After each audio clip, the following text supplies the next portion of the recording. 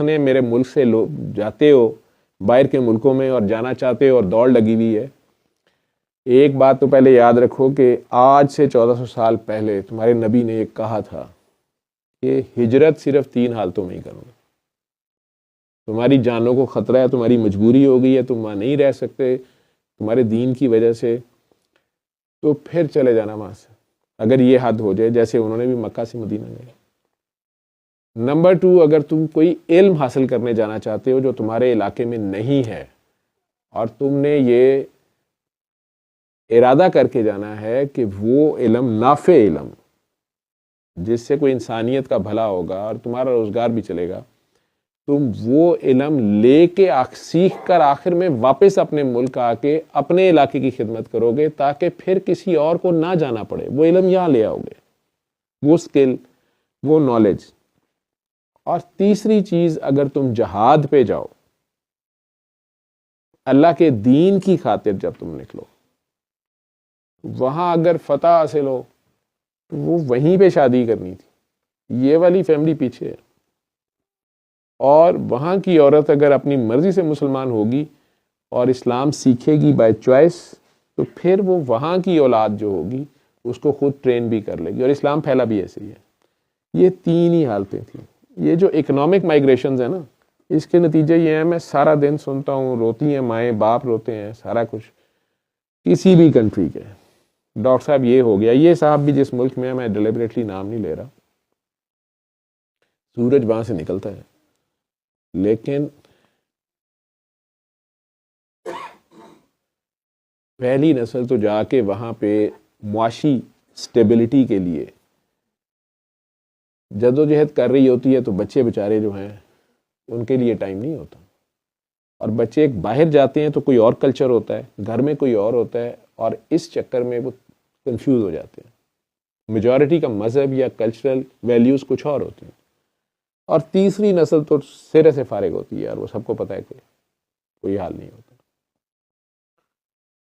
اس سارے کے باوجود آج امریکہ لیٹسٹ جو میرے پاس ڈیٹا پڑا ہے، -4 اور -5 گروتھ ریٹ ہے امریکہ کا، یورپ کا، جتنے بڑے کنٹریز ہیں. اگلے 20-30 سال بھی ان کے پاس ینگسٹرز نہیں ہیں، جوان نہیں ہیں.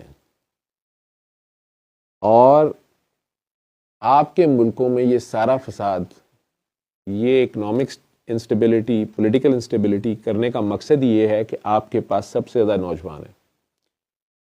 جب یہاں پر ایک سسٹم نہیں رہنے دیا جاتا، انسٹیبلٹی کریٹ کی جاتی ہے، تو آپ ان ملکوں کی طرف بھاگتے ہیں.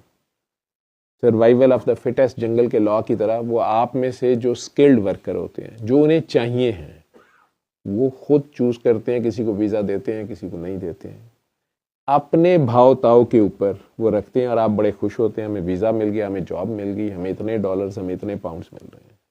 چاہیے انہیں ہے. ان کی اپنی مائنس میں گروتھ ریٹ ہے، پورے یورپ کی بھی، امریکہ کی بھی. آپ کو آپ کے ملکوں سے ہانکا جاتا ہے ایک قسم کا.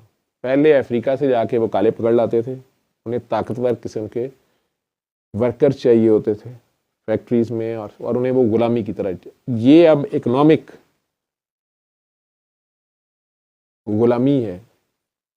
اور جب ہم وہاں پہنچ جاتے ہیں تو ہمارے اندر کا مسلمان نہیں اصل میں کسی طرح مرتا.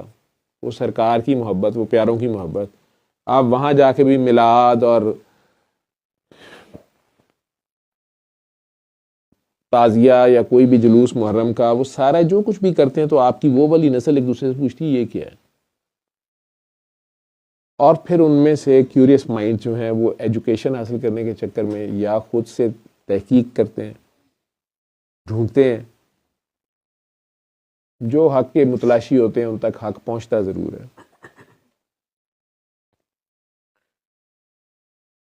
صلی اللہ، صلی اللہ، صلی اللہ، صلی اللہ، صلی اللہ شفیعنا، صلی